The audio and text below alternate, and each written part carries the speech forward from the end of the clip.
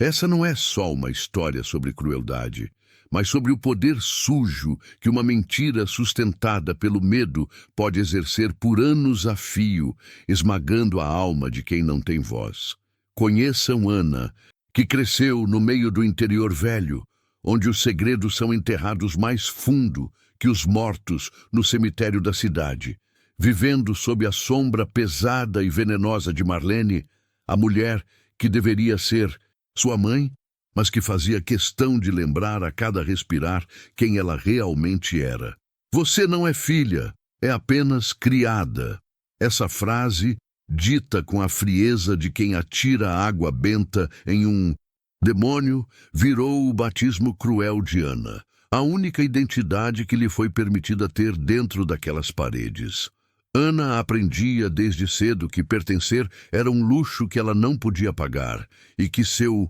único valor residia na obediência e no silêncio, vestindo trapos, comendo o resto frio na cozinha e dormindo num quartinho úmido ao lado da área de serviço, enquanto as filhas legítimas de Marlene tinham quartos com cheiro de lavanda e brinquedos caros. Ela lavava, passava e limpava a poeira de retratos de família onde ela nunca aparecia, um fantasma doméstico que se movia pela casa, executando tarefas sem nunca ousar, levantar os olhos ou pedir um mínimo de carinho. A dor mais funda, porém, era perceber que o pai, João, assistia a tudo isso com uma covardia silenciosa, incapaz de defender o sangue do seu sangue. Refém do domínio psicológico de Marlene, que parecia sugar toda a masculinidade dele. Marlene era uma mestra na arte da manipulação, e a mentira de que Ana era uma criança adotada por caridade, ou,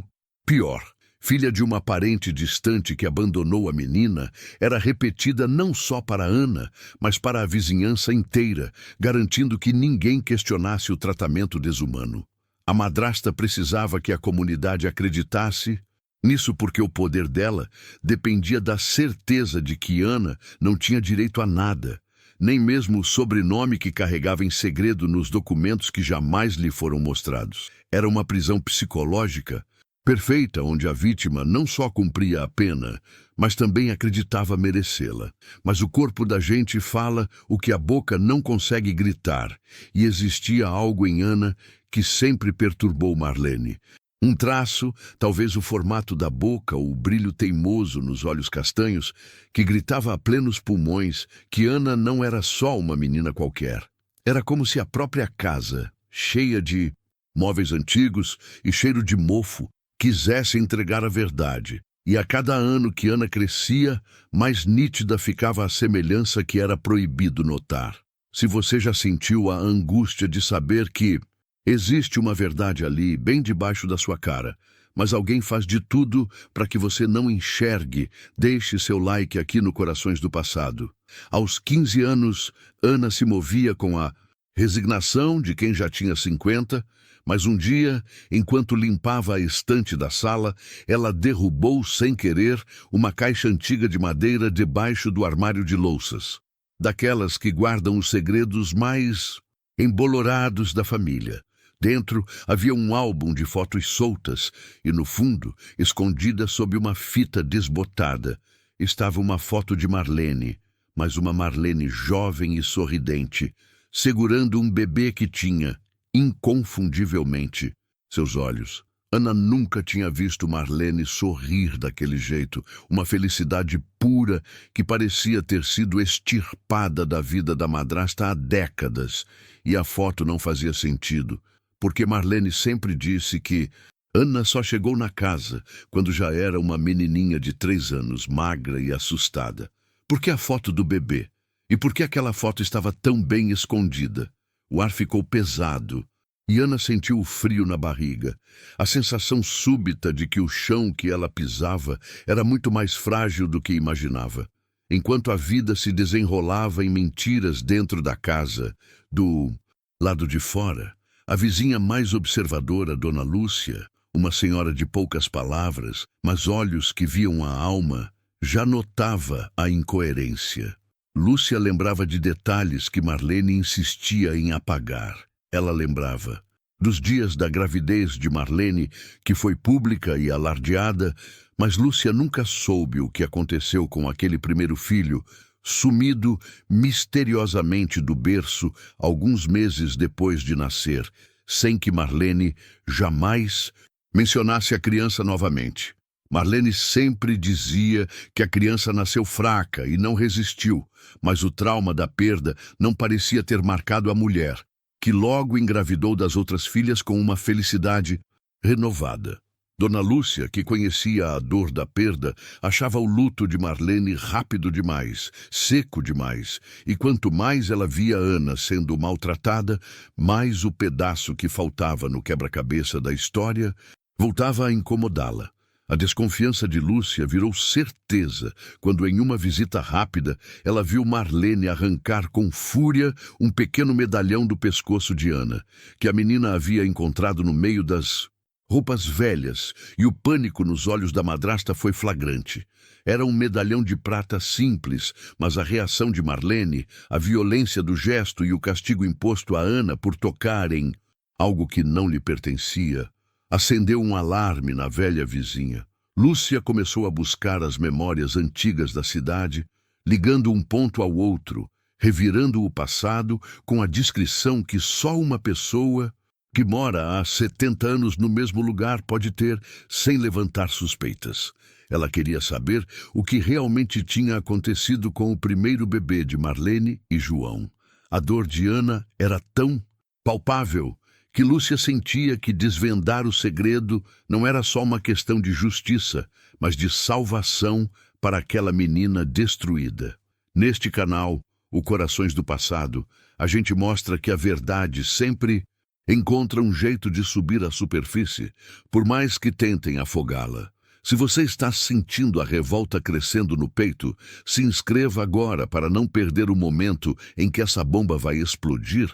porque a investigação estava acelerando e Marlene, sempre tão segura do seu domínio, começava a mostrar sinais de rachadura. A tensão na casa aumentava e Ana, com a foto do bebê escondida sob o colchão, começava a conectar o rosto inocente daquele bebê com a fúria irracional que Marlene sentia por ela. E em uma tarde chuvosa, Dona Lúcia, tremendo de nervosismo, finalmente conseguiu obter de um velho conhecido do cartório um documento que confirmava o nascimento do primeiro filho de João e Marlene. E o nome escrito ali, o nome da criança que supostamente havia morrido, era o mesmo nome que Marlene usava apenas quando estava com raiva extrema, gritando para Ana lembrar seu lugar, o mesmo nome que era, na verdade, o nome completo de Ana. Ela não era uma estranha, não era uma criada. A madrasta não estava só mentindo sobre a origem de Ana. Ela estava mentindo sobre quem realmente havia morrido naquela casa. Lúcia mal conseguia respirar, e o papel do cartório queimava em suas mãos. Uma prova irrefutável de que a verdade era muito mais maligna do que qualquer fofoca de vizinhos. Era a confirmação de que Ana não estava sendo apenas maltratada, mas sim escravizada por uma farsa montada pela própria mãe. O nível de crueldade de forjar uma morte e criar a própria filha como uma empregada, negando-lhe não só o afeto, mas o direito de ser, era um horror inimaginável que parecia ter saído dos livros mais antigos de crueldade humana. E Lúcia sentia o peso de cada dia de sofrimento imposto a Ana, sabendo que Marlene assistia ao martírio da própria carne. A urgência de agir tomou conta dela, porque agora ela sabia que a menina estava sendo roubada da sua história, do seu nome e, pior de tudo, do amor de seu pai. Lúcia sabia que não podia simplesmente ir até Marlene e jogar o papel na cara dela, porque a mulher era venenosa e negaria até o último suspiro, talvez até prejudicasse Ana de forma permanente se sentisse seu controle ameaçado. O segredo tinha que ser revelado de uma forma inegável, com testemunhas e principalmente envolvendo João, o pai, que apesar de sempre ausente, precisava encarar a verdade sobre a mulher que ele mantinha ao seu lado e o destino cruel que impôs à própria filha. Mas a velha vizinha se perguntava como contar a João, um homem calado e que parecia viver sob a nuvem de submissão de Marlene, que a esposa dele era uma sociopata que havia fingido a morte da primogênita e mantinha a criança sob o disfarce de criada. Enquanto Lúcia arquitetava o plano de ataque, Ana, na escuridão sob o colchão, olhava para a foto do bebê, e aquele sorriso de Marlene era o mapa de um tesouro perdido, uma prova de que em algum momento houve afeto, uma conexão visceral que a madrasta tentou enterrar sob anos de desprezo. Ana sentia a raiva borbulhar, uma sensação nova e perigosa, substituindo a velha resignação de ser a criada sem nome. E se perguntava por que o ódio de Marlene era tão pessoal, tão específico, como se estivesse tentando destruir uma memória muito antiga. A peça do quebra-cabeça do ódio estava se encaixando com o sorriso daquela foto, e a dor de não ter tido uma mãe de verdade era pior do que a dor dos tapas. Ana começou a observar a casa de um jeito diferente, não mais com os olhos da obediente, mas da detetive que procurava a próxima migalha de pão para seguir o rastro da verdade. E ela notou como Marlene evitava falar sobre o passado, como as datas de aniversário das outras. Filhas eram celebradas com pompa, mas a sua data de nascimento era uma tela em branco, um dia inexistente. Ela pegou a coragem emprestada da nova revolta e, num momento de ousadia controlada, perguntou a uma das meias-irmãs sobre fotos de infância de todas, mas a resposta de Marlene, que surgiu do nada, foi um corte seco e violento, cravando na alma de Ana a frase: criança criada não tem história, Ana. Você só tem o agora e o que eu mando. Marlene, com seu radar de controle sempre ligado, sentia a mudança sutil no ar, pois Ana não estava mais abaixando a cabeça tão rapidamente. Havia um brilho de desafio, de busca, que a aterrorizava profundamente. A madrasta sabia que a manutenção da mentira dependia da ignorância total de Ana. E vendo a menina fazer perguntas fora do seu papel, ela dobrou a aposta na crueldade, aumentando os trabalhos e explorando ao máximo o silêncio de João. Qualquer deslize de Ana era punido com o medo mais antigo, aquele de ser jogada na rua, sem ter para onde ir, sem um nome para se agarrar. O medo de Marlene não era apenas de perder o controle sobre a criada, era o pânico de que João descobrisse o tamanho do seu crime, o que ela tinha feito para se livrar da filha que a lembrava de um passado talvez indesejado, ou de uma disputa que só ela entendia na profundidade. Se a verdade viesse à tona, ela perderia tudo. O respeito da cidade que ela tanto prezava, o marido que era sua segurança financeira e, principalmente, a narrativa que a colocava no papel de vítima sofrida que acolhia uma órfã, transformando-a na vilã que ela sempre foi. Lúcia precisava de mais do que o registro de nascimento. Ela precisava de uma conexão viva, algo que provasse a continuidade, o elo de sangue. E então ela se lembrou de um primo distante de João, que morava na capital, um homem que havia se afastado da família por discordar do jeito controlador de Marlene, mas que era o único que poderia confirmar a gravidez, o nascimento e o súbito desaparecimento da primeira criança. A velha vizinha tomou uma decisão arriscada, gastando sua pequena economia com uma ligação interurbana, algo caríssimo naquela época, mas que valeria a vida de Ana. A ligação foi tensa e cheia de sussurros, pois Lúcia temia ser ouvida por Marlene, que tinha ouvidos em todos os cantos do vilarejo, mas do outro lado da linha, o primo, chamado José, hesitou, revirando memórias dolorosas de quando a família foi forçada a aceitar a história da morte súbita. Lúcia foi direta, revelando a descoberta do nome de Ana no registro e a crueldade imposta pela madrasta, e José ficou em silêncio por um tempo que pareceu uma eternidade, processando a possibilidade de que o que eles pensavam ser uma tragédia era, na verdade, um sequestro familiar, executado pela própria mãe. José, com a voz embargada, finalmente confirmou o detalhe mais crucial. Ele se lembrava perfeitamente de Marlene antes do parto, dizendo que se a criança não fosse exatamente o que ela queria, ela daria um jeito de sumir com ela. Uma frase dita como brincadeira, mas que agora ganhava um significado macabro e criminoso. Ele confirmou que a criança nasceu saudável e que Marlene, por um ciúme inexplicável ou uma disputa interna com João, havia se desfeito da bebê, reaparecendo meses depois com a história inventada da morte por fraqueza, para garantir que ninguém desconfiasse da verdade. Agora, o quebra-cabeça estava completo para Lúcia. Marlene havia se arrependido de ter se livrado da filha biológica, ou talvez tivesse sido forçada a aceitar a custódia de volta de onde a havia deixado, mas não conseguiu aceitar a criança em seu papel de mãe, preferindo o papel de algoz para manter o poder sobre João e sobre a casa, rebaixando a própria filha ao status de serva, sem direito ao sobrenome que era dela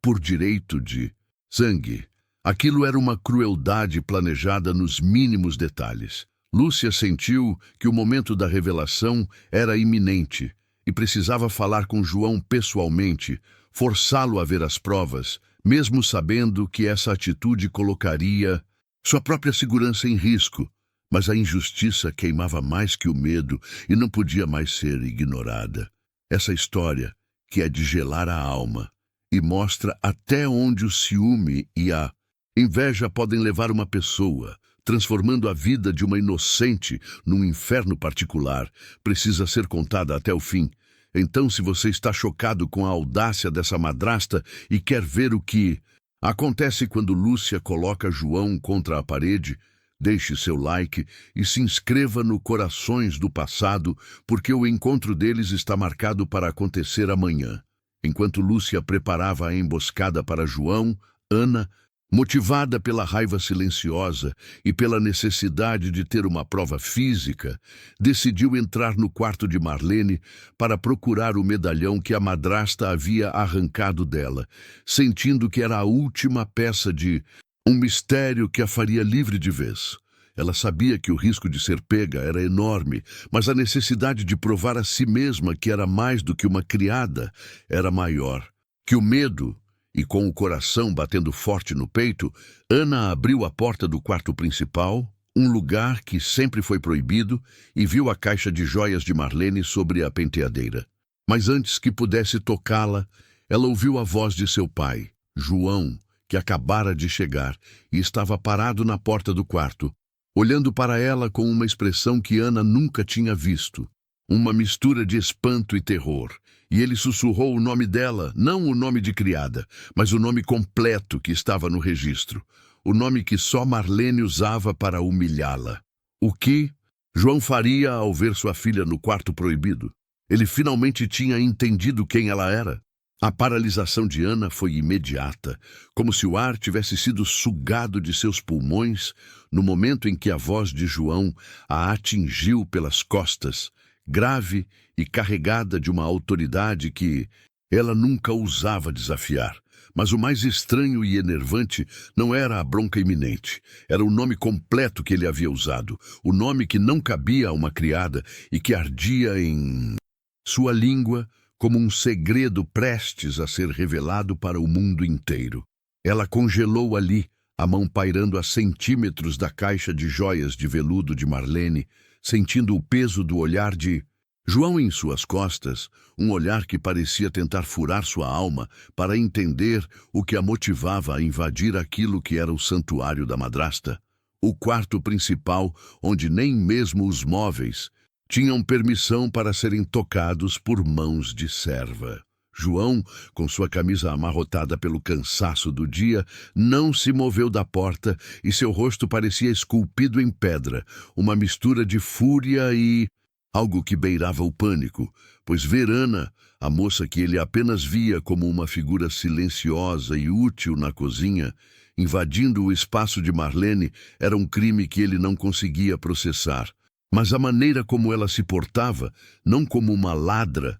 mas como alguém que buscava um direito perdido, deu um nó em sua garganta, forçando-o a dar um passo para dentro do quarto, iluminado apenas pela luz fraca da tarde que entrava pela janela. A tensão era tão densa que Ana mal conseguia respirar, mas ela sabia que, se recuasse agora, perderia a única chance de reaver a prova de sua identidade. E a humilhação voltaria com força total, enterrando-a novamente no papel que ela havia tentado desesperadamente fugir. Ele quebrou o silêncio com um sussurro rascante, perguntando o que ela estava fazendo ali, naquele lugar proibido, e a voz de João não tinha a fúria que Ana esperava, mas sim um tom de desorientação profunda, como se ele estivesse presenciando uma miragem no deserto. E esse tom inesperado deu a Ana uma coragem que ela não sabia que possuía, fazendo-a girar lentamente e encarar o pai, não com submissão, mas com uma determinação que beirava o desafio, sabendo que precisava ser rápida e incisiva antes que Marlene voltasse para dar o veredito final. Ela precisava falar a verdade que a sufocava, mas de uma forma que João pudesse entender sem explodir em defesa da esposa. E a única forma de fazer isso era apelando para o objeto que tinha o poder de provar que ela não estava ali para roubar nada. Ana apontou para a caixa de joias com o queixo, mantendo os olhos firmes nos de João. E com a voz embargada, mas surpreendentemente firme para quem passou a vida inteira sem voz, ela revelou que não estava ali para pegar nada de Marlene, mas sim para rever o que era dela por direito, a única coisa que lhe restava de um passado que a madrasta insistia em enterrar, o medalhão, e essa palavra, dita com tanta convicção, pareceu ressoar nas paredes do quarto, levantando uma poeira de memórias que João havia mantido trancadas por anos a fio. Se você está sentindo a adrenalina desse momento e quer saber qual será a reação de João ao descobrir que Ana está lutando pela única lembrança que tem, pare agora e se inscreva no Corações do Passado, porque essa família está prestes a desmoronar em migalhas. João franziu a testa, a confusão se aprofundando em sua expressão, e ele questionou Ana sobre que medalhão era esse, afinal, afirmando que ela não possuía joias, que aquela era uma tolice de criada sonhadora que estava tentando inventar desculpas para justificar a invasão. Mas Ana não recuou e insistiu, descrevendo o objeto com a precisão de quem o tinha gravado na alma, falando do metal oxidado e do desenho de uma flor simples, e quanto mais ela falava, mas o pânico sutil no olhar de João se transformava em algo próximo ao reconhecimento. Ele parecia estar revirando gavetas mentais que ele pensava estarem vazias, tentando encaixar a descrição daquele objeto antigo no que ele sabia sobre a vida de Ana, e principalmente no que ele não sabia. A pressão aumentou e Ana, percebendo que a verdade estava escorregando pelos dedos, deu um passo adiante, abrindo a caixa de joias sobre a penteadeira, e lá estava ele, jogado no fundo, quase esquecido entre as peças de ouro e pedras preciosas de Marlene. O medalhão, pequeno e discreto, gritando sua história silenciosa. E no momento em que os olhos de João pousaram no objeto, algo se quebrou nele, uma barreira invisível de negação que ele havia construído para proteger a paz frágil daquela casa. Ele se aproximou, quase cambaleando, pegando o medalhão nas mãos, e a textura gasta e familiar parecia evocar um cheiro antigo, uma lembrança de um tempo que ele havia concordado em apagar da existência, um tempo que antecedia Marlene. Ele apertou o metal frio, e de repente João se lembrou, não da Ana criada, mas de algo muito mais distante, um presente que ele tinha dado há muitos anos, um símbolo que ele e Marlene tinham combinado de comprar para marcar um momento que deveria ter sido feliz, um momento que terminou em silêncio e tristeza com a história da morte súbita, e o medalhão era a prova material de que aquele momento existiu, de que alguém havia nascido, alguém que eles disseram ter morrido, mas que estava agora parada na frente dele, pedindo de volta o que era dela. O terror em seu rosto era palpável, pois o medalhão não era apenas uma joia, era uma certidão de nascimento de algo que ele tentava esquecer, e a peça de Ana estava se encaixando no quadro de uma maneira macabra. João ergueu o olhar para Ana, e o nome completo que ele havia sussurrado antes agora fazia sentido de uma forma dolorosa. Marlene só usava o nome de registro quando queria castigá-la, quando queria lembrá-la de que ela era um erro, de que ela era um fardo, e o medalhão confirmava que aquele nome pertencia a ela de uma maneira que ia muito além da adoção ou da caridade, e a frieza de Marlene em manter a própria filha como criada, com o único objeto de seu passado jogado numa caixa de joias como um troféu de guerra, atingiu João como um soco no estômago. A crueldade era visível, e a mentira, que ele ajudou a sustentar por omissão, estava finalmente desmoronando aos seus pés dentro do quarto proibido. Ana observava o turbilhão nos olhos do pai, sabendo que ele estava travando uma guerra interna entre a lealdade à esposa e a verdade que o metal frio revelava. E o silêncio se estendeu novamente, preenchido apenas pelo som da respiração pesada de João, que estava prestes a colapsar sob o peso dessa revelação física, quando ele finalmente abriu a boca para formular uma pergunta que mudaria tudo, para forçar a si mesmo a perguntar por que Marlene faria uma coisa dessas se a criança estava realmente viva e era ela. Ele estava à beira de aceitar o impensável. O relógio estava correndo para o destino, e enquanto João processava o significado do medalhão e a traição de Marlene, Ana percebeu que precisava pegar o objeto de volta antes que a madrasta voltasse e tudo fosse perdido. Mas antes que ela pudesse dar um passo, a porta da frente bateu com força no corredor e passos apressados e determinados se aproximaram do quarto. Passos que não eram de Marlene, mas sim os de Lúcia, a vizinha que havia chegado no momento exato, sem saber do confronto, mas pronta para detonar a bomba da verdade. Lúcia entrou no quarto como um furacão, ignorando a postura defensiva de João e o olhar chocado de Ana. E ela carregava na mão um envelope amassado, um papel antigo que parecia gritar a verdade com cada dobra. E ela parou, ofegante, olhando primeiro para João com uma expressão de decepção e raiva, e depois para o medalhão na mão dele,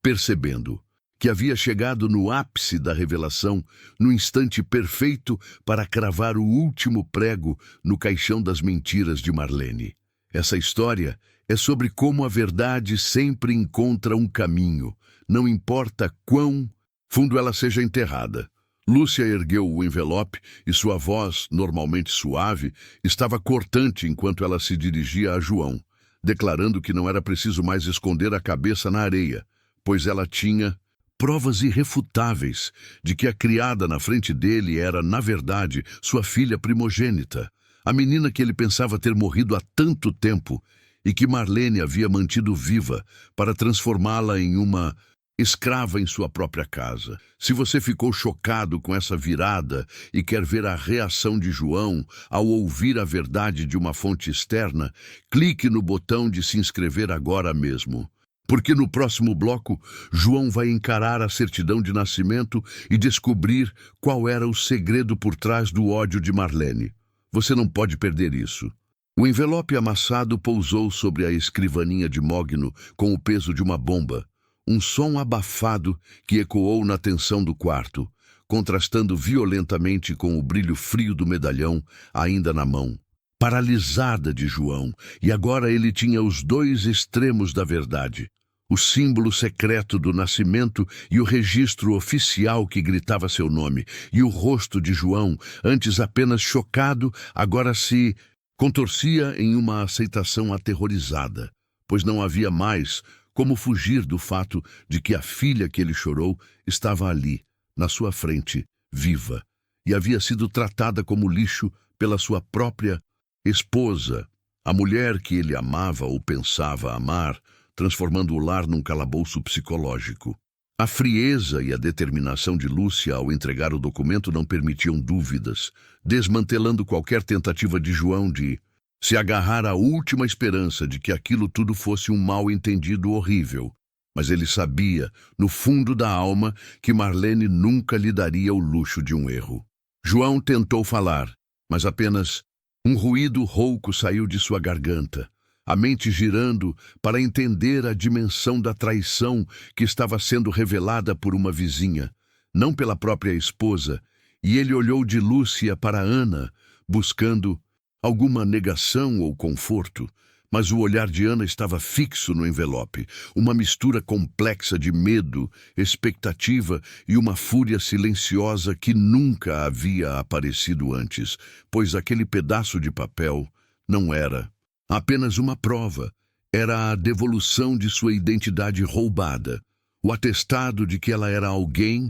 e não o nada que Marlene a obrigava a ser, e a própria Lúcia, percebendo a incapacidade de João de reagir, deu um passo à frente, declarando que ela havia pego aquele documento com muito esforço, convencida de que precisava de algo irrefutável, algo que nem mesmo a mentira mais bem contada de Marlene poderia destruir. Lúcia explicou com a voz embargada pela emoção e pela indignação que o documento era a certidão de batismo e o primeiro registro civil de Ana Maria, a menina que Marlene e João haviam registrado logo após o nascimento, o que provava que a criança jamais havia morrido e que a história inventada do bebê natimorto ou da morte súbita foi uma farsa montada pela própria Marlene para afastar a criança da verdade e de seus direitos, e a vizinha desabafou que ela não podia mais assistir àquela crueldade, vendo a jovem murchar sob o peso de um segredo tão vil. E o quebra-cabeça de Ana, o medalhão e o nome completo, finalmente se encaixavam na narrativa mais sombria possível. A madrasta era a mãe biológica que escolheu o caminho da escravidão doméstica em vez do afeto. Com as mãos ainda trêmulas pelo choque e pela súbita clareza, João largou o medalhão na escrivaninha para pegar o papel, e o som seco do metal colidindo com a madeira marcou o ponto de não retorno, e ele desdobrou o papel antigo, amarelado pelo tempo e pelo esquecimento, e ali, diante de seus olhos embaçados, estava a prova física, a caligrafia que ele reconhecia como sua, preenchendo os campos, com a data exata, o local de nascimento e o nome completo da criança, e a frieza de Marlene em esconder aquilo por tanto tempo, mantendo a filha sob seu teto como um fantasma, desintegrou a última muralha de negação que João havia construído em torno de si mesmo. O nome Ana Maria de Souza estava registrado ali, sob o nome de Marlene e o nome de João. E a data era exata, era a data que ele sempre tentou esquecer, a data que ele pensava ser apenas o dia da dor e da perda, e agora ele via que era o dia do início, da mentira. E cada palavra escrita naquele papel era uma acusação silenciosa contra Marlene, um testemunho de sua capacidade de crueldade calculista e o ato de registrar a filha e depois negar sua existência e sua identidade era um tipo de maldade que João jamais imaginou que sua esposa pudesse possuir, e a visão do nome completo de Ana, que ela agora lia por cima do ombro do pai, trazia uma dor excruciante, misturada a uma sensação de pertencimento que ela nunca soube que era possível. Se você está sentindo esse nó na garganta e a revolta subindo, você está entendendo a essência de Corações. Do passado, o canal que busca a verdade onde a crueldade tenta escondê-la, E é por momentos de revelação como este, onde a vida de uma jovem é completamente reescrita, que pedimos que você clique agora no botão de se inscrever, porque a reação de João, ao perceber o porquê desse ódio mortal, é algo que você precisa ver, e nós estamos apenas começando a entender a profundidade desse abismo. De mentiras que Marlene construiu, João ergueu o olhar do papel, e a pergunta que ele tinha sufocado por anos finalmente saiu, fraca, mas carregada de angústia. Por quê? Por que, Lúcia? Ela faria isso com a própria carne, com a própria filha? Por que manter o registro se ela queria apagá-la? Por que transformá-la em criada se ela era a dona? O que Marlene ganharia com essa tortura interminável? E a dor no olhar de João era a dor da traição total, de ter sido cúmplice por omissão e cegueira, de um crime emocional contra sua própria descendente. E a resposta da vizinha veio, calma, cortante, focando no aspecto mais vil da natureza humana, o dinheiro. Lúcia revelou que o motivo era mais profundo do que o simples ciúme ou a posse de João, era sobre a herança, o nome da família e o futuro financeiro. E Ana, como a filha primogênita e legalmente registrada, tinha direitos sobre os bens da família, direitos que, se ela estivesse oficialmente morta ou fosse apenas uma agregada, sem nome, passariam integralmente para José, o filho mais novo de Marlene, e essa manobra cruel garantia que Marlene não só controlaria João emocionalmente, fazendo-o sentir que estava fazendo caridade por ter a criada em casa, mas que ela também protegeria a linhagem que ela realmente valorizava. A verdade era que Marlene não só odiava Ana por ela existir, mas porque ela representava uma ameaça material ao seu poder e a sua segurança financeira, e o plano era manter Ana viva, mas despojada de tudo, sem voz, sem passado, sem nome oficial, garantindo que ela jamais pudesse reivindicar o que era seu por direito de primogenitura. E o controle que Marlene exercia sobre a jovem era uma forma de escravidão moderna, disfarçada de caridade para a sociedade, mas na verdade era uma máquina de poder e ganância operada em segredo. Ana sentiu o estômago revirar ao entender que a humilhação não era um castigo aleatório, mas uma estratégia financeira, e a dor de ser renegada pela própria mãe era imensa, mas a descoberta de sua verdadeira identidade e o peso legal daquele documento trouxeram uma faísca perigosa aos seus olhos, uma centelha de força que a criada humilde jamais possuíra,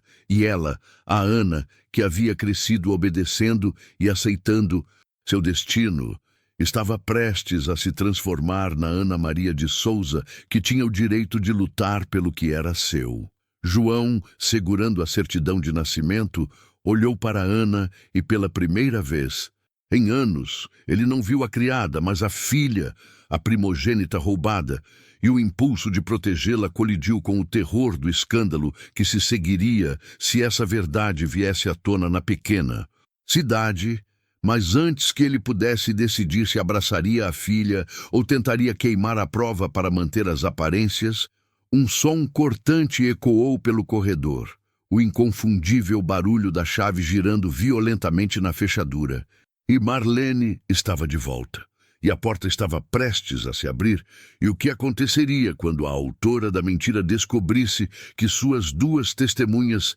tinham nas mãos o medalhão e a certidão de nascimento de sua vítima? O silêncio do quarto foi quebrado pela voz grave de Marlene vindo do corredor. Eu senti que tinha alguma coisa errada por aqui, o que vocês estão escondendo. E ela avançou, pronta para entrar no quarto proibido, mas ela não sabia que a verdade estava completamente exposta na escrivaninha. E agora, você precisa voltar logo no próximo bloco para ver o confronto épico entre a mãe mentirosa e o pai traído, diante da filha que ela tentou apagar, e o que Marlene fará quando vir a prova material de que seu segredo foi descoberto? Será que ela vai tentar destruir o documento? Será que ela vai agredir Lúcia? ou o terror de João será finalmente o fim da tirania. O estrondo da porta sendo arrombada mais do que aberta fez todos os três encolherem. Mas o som mais alto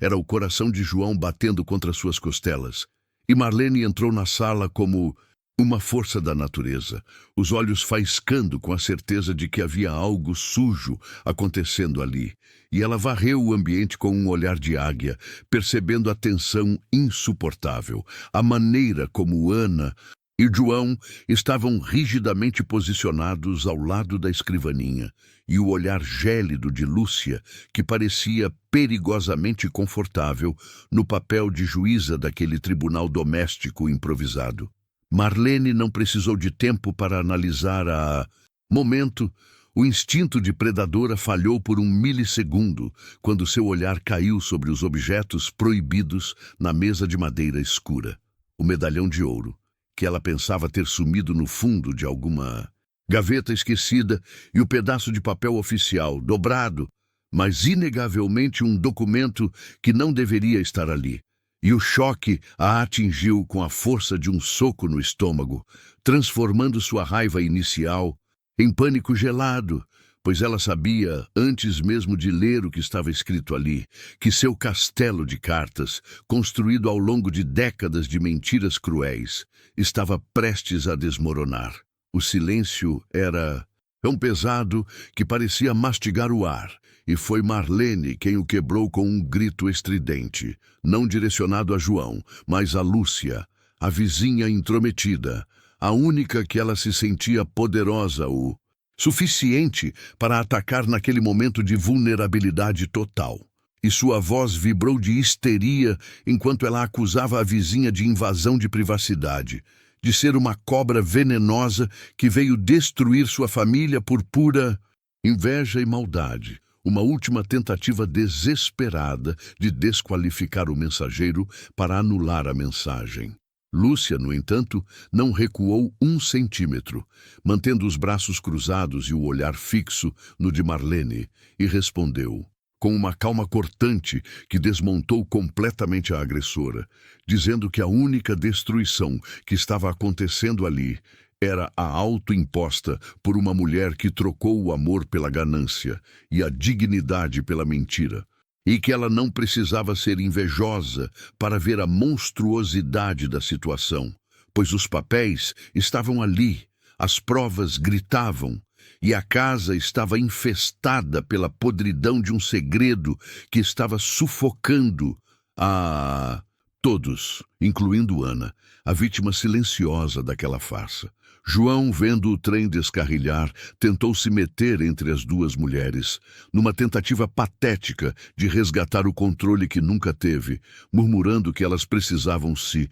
acalmar, que não era o momento, que a cidade não podia saber, e sua fraqueza só serviu para atiçar ainda mais a fúria de Marlene, que o empurrou para o lado, vendo nele apenas o cúmplice fraco que permitiu que uma estranha descobrisse o que ele deveria ter protegido com a própria vida. E nesse instante, a esposa manipuladora percebeu que havia perdido o marido não para outra mulher, mas para a verdade incontestável que estava em cima da mesa. Ana, que até então estava respirando o terror e a ansiedade de João, sentiu uma força fria subir pela espinha, e enquanto Marlene se preparava para dar o bote no documento, a jovem, a criada, que era ensinada a ser invisível, deu um passo à frente, protegendo a certidão de nascimento com o próprio corpo, e o ato foi pequeno, mas sísmico, e Marlene parou no meio do movimento, seus olhos fixos não mais no papel, mas no rosto de Ana, e a madrasta viu ali não mais a menina assustada, mas a rival legal, a legítima filha de João, a dona do nome que ela tentou enterrar. O rosto de Marlene se contorceu em uma máscara de ódio puro e irracional, e ela percebeu que todas as humilhações, todas as privações e o trabalho forçado não tinham sido suficientes para apagar a essência daquela menina. E agora, Ana estava ali, de pé, confrontando-a sem medo, protegendo o único documento que a tirava da posição de ninguém, E a mãe mentirosa compreendeu que o jogo tinha acabado e que a criada havia encontrado seu nome e sua voz. E essa descoberta era muito mais perigosa do que qualquer fúria de João. Em um surto de desespero animal, Marlene saltou sobre a escrivaninha, as mãos esticadas na direção do papel, com a intenção clara de rasgar a prova em 1000 pedaços, apagando a Ana Maria de Souza de uma vez por todas. E o quarto virou um caos de móveis arrastados e gritos sufocados. E era a ganância lutando contra a verdade, a mentira lutando contra o direito. E a momento era de uma violência silenciosa, mas destrutiva. João agiu por um impulso que ele não sabia que possuía, movido pelo reconhecimento tardio da paternidade, e se jogou contra Marlene, não para protegê-la de Lúcia ou de si mesmo, mas para salvar o documento que era a chave da liberdade de Ana, e os dois adultos lutaram por aquele pedaço de papel, trocando empurrões e acusações abafadas, e para João, aquele ato físico de proteger a certidão era o perdão que ele tentava dar a si mesmo por décadas de cegueira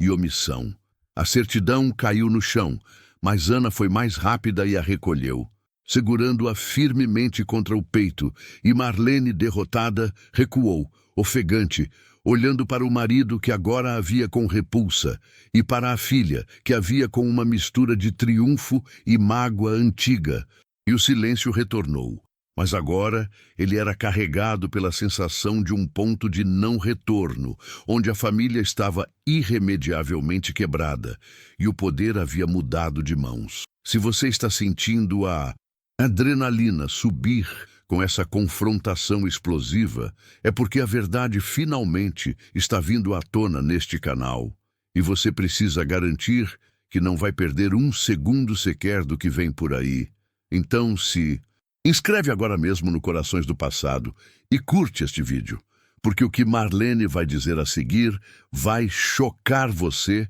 e provar que o motivo dela é muito mais sujo do que apenas a herança de João. Com os olhos injetados de ódio e a voz rouca pelo esforço, Marlene se virou para João e, numa explosão final de veneno, ela revelou que não era só o dinheiro dele que estava em jogo, mas que a Ana não era apenas uma ameaça à herança de José. Ela era a única forma que Marlene tinha de se proteger de um segredo ainda mais antigo. Um acordo podre que ela fez muitos anos atrás, e ela olhou para a filha com uma expressão de terror e disse: "Não é sobre quem ela é, João, é sobre quem ela conheceu antes. De vir para cá. E se essa menina falar, nós vamos para a ruína, mas não a ruína financeira, mas a ruína que leva para a cadeia, e você precisa voltar agora para descobrir que segredo de vida ou morte Marlene escondeu para manter Ana viva, mas apagada por todos esses anos." A respiração de João parou no meio do peito, e a palavra cadeia ecoou na sala de um jeito que o fez cambalear para trás, e ele apertou os olhos, tentando absorver o novo nível de desastre que sua esposa estava expondo, e não era mais a briga suja por dinheiro, mas sim um pântano de segredos criminais. E ele sentiu um nojo profundo de Marlene, mas também um medo gelado de que ela estivesse falando a verdade, e ele a agarrou pelo braço, exigindo que ela parasse com o joguinho e dissesse de uma vez quem eram essas pessoas perigosas que Ana teria conhecido, e que tipo de acordo podre ela tinha feito para esconder a menina. Marlene, vendo que tinha ido longe demais e exposto sua fraqueza máxima, se recompôs rapidamente, tentando retomar o controle da narrativa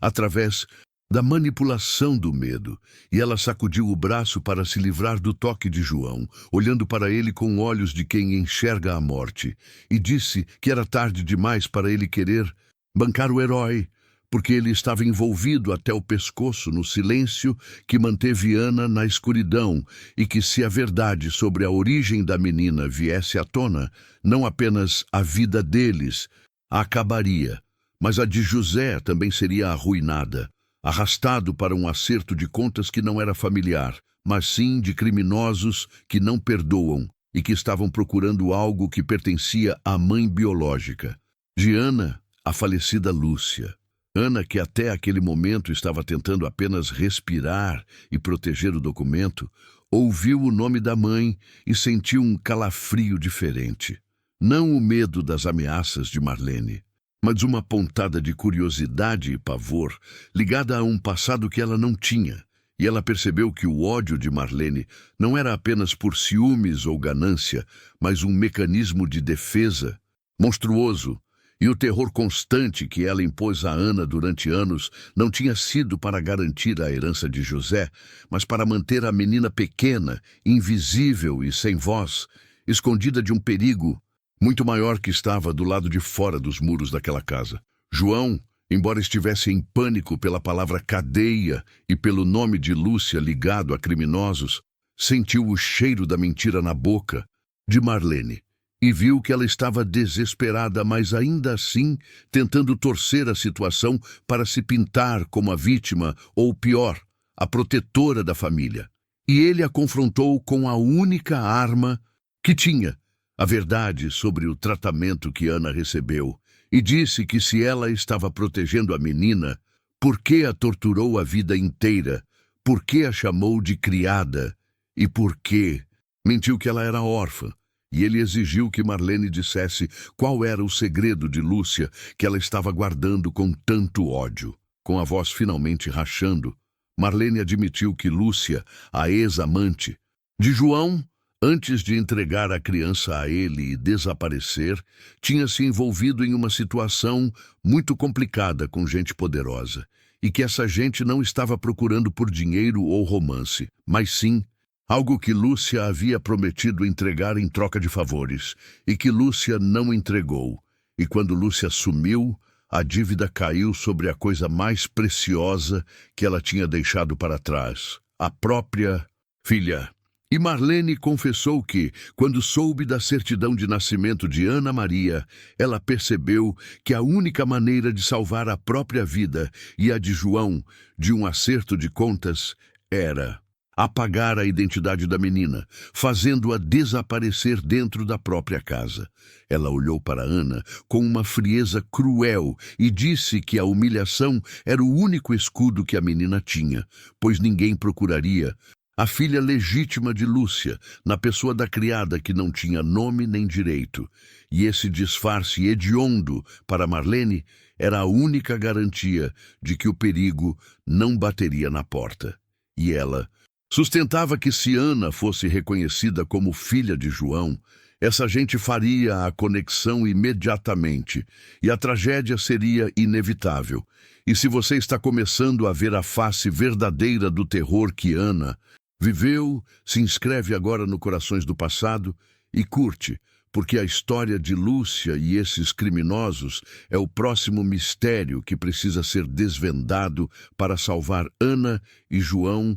do que está por vir. João, ouvindo essa confissão monstruosa e perversa, percebeu que Marlene tinha criado um inferno pessoal para Ana, justificando-o com uma lógica distorcida de proteção. E ele sentiu nojo, mas também uma ponta de dúvida se essa ameaça era real. E ele perguntou por que Marlene não tinha simplesmente se livrado de Ana, se o risco era tão grande. Mas a resposta dela veio rápida e suja. Ela não podia se livrar da menina, pois isso chamaria a atenção de quem estava procurando. E a dívida de Lúcia precisava ser mantida por perto, mas escondida, esperando o momento certo para usá-la. O silêncio na sala foi pesado e Ana processava a ideia de que sua vida não foi só uma piada cruel, mas um complexo disfarce de segurança, e ela pensou em quantos anos viveu sob o peso de um segredo que não era dela,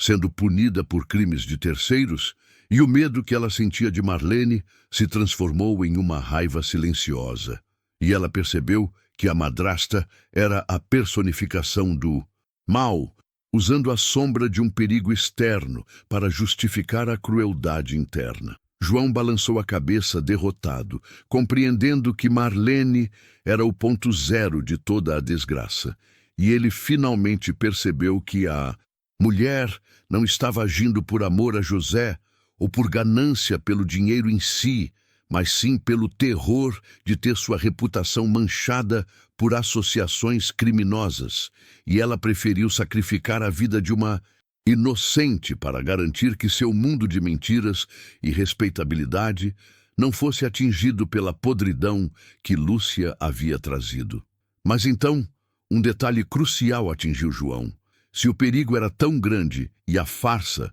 estava funcionando, por que Marlene havia revelado isso agora? E ele olhou ao redor, notando o nervosismo dela, e perguntou se essa gente perigosa já tinha se aproximado de alguma forma. E o medo de Marlene se intensificou, e ela olhou para a porta como se esperasse que alguém fosse entrar a qualquer momento para cobrar o que Lúcia devia. O terror dela era palpável, e ela sussurrou, mal conseguindo formar as palavras, que a verdade tinha que vir à tona porque alguém já estava investigando. Alguém que sabia quem era Ana Maria de Souza de verdade e que essa pessoa de fora, a que tinha feito João ver a certidão, já havia alertado os criminosos sem saber e era só uma questão de horas até que a casa caísse, e ela olhou para Ana com um pavor indescritível. Não, mas com ódio, mas com a percepção de que a menina era o alvo. E então, Marlene fez um movimento brusco, apontando o dedo trêmulo para Ana, e disse que Lúcia não tinha apenas fugido. Da dívida, ela tinha levado algo. E a madrasta gritou com a voz rasgando o ar que o motivo de toda a perseguição não era apenas a vida de Ana, mas sim o que Lúcia tinha escondido na menina, e que essa coisa estava com ela o tempo todo, mas ninguém sabia o que era, e que o acerto de contas não era por dinheiro, mas por algo muito mais valioso que a mãe tinha deixado escondido com a filha. E você precisa voltar no próximo bloco, porque o objeto escondido que Marlene está falando pode ser a salvação ou a destruição final de Ana. O grito de Marlene cortou o ar da sala como um estilhaço de vidro. E o silêncio que se seguiu era aterrorizante, carregado da confissão de que Ana não era apenas um disfarce de segurança,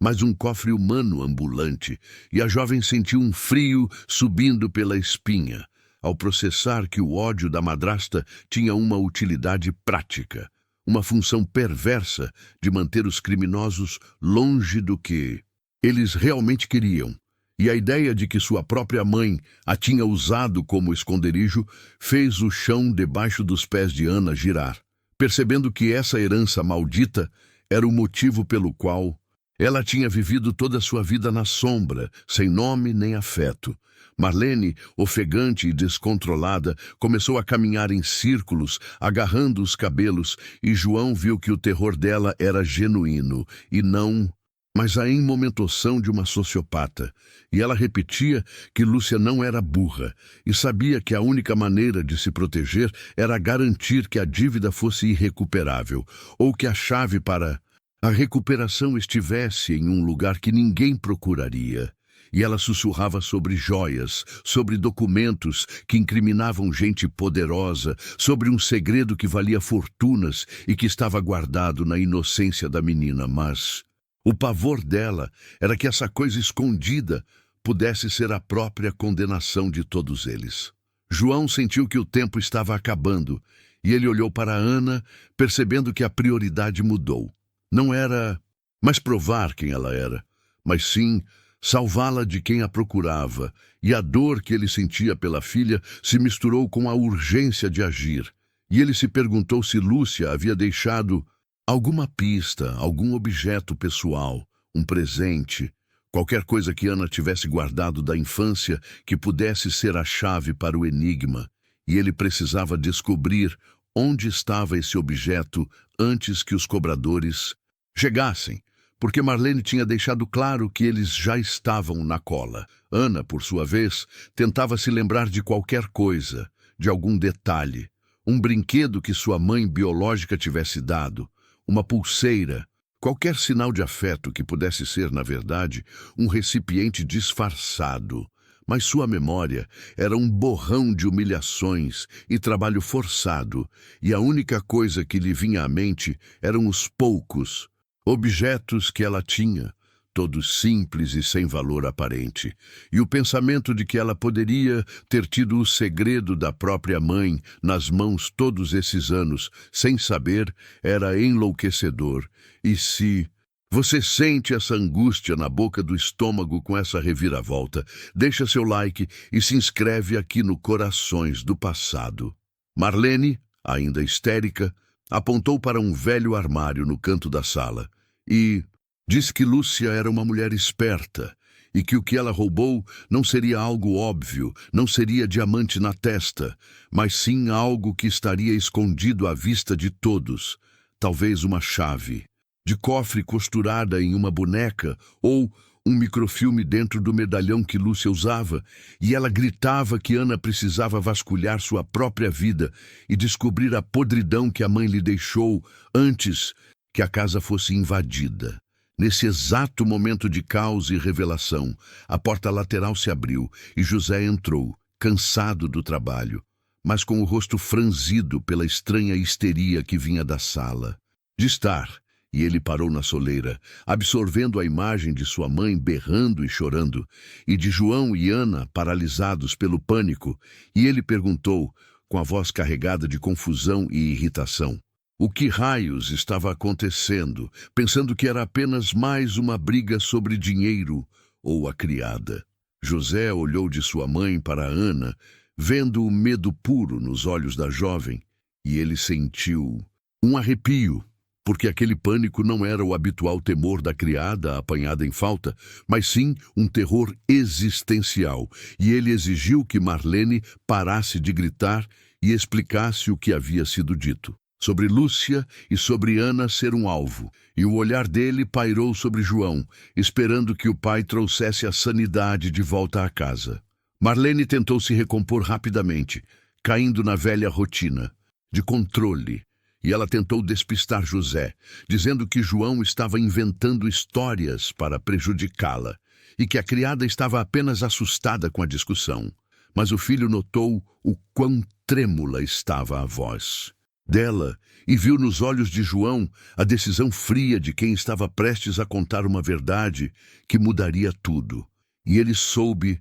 que não era mentira. João, então, percebeu que precisava de José como aliado, e cortou Marlene no meio da frase, olhando diretamente para o filho, e com uma voz grave e firme que não deixava espaço para dúvidas, ele disparou a confissão que acabaria de vez com a vida pacata de José, dizendo que Ana não era a criada, mas sua meia-irmã, filha de Lúcia e dele, e que eles estavam em perigo de morte porque a mãe da menina havia escondido algo valioso nela. A notícia atingiu José como um soco no estômago, e ele cambaleou para trás, processando a ideia de que a menina que ele sempre tentou proteger dos abusos de sua mãe, a quem ele olhava com um carinho que ele não entendia, era, na verdade, a filha de seu pai. E a raiva pela mentira e pela crueldade de Marlene se tornou um ódio frio, e ele olhou para sua mãe com uma repulsa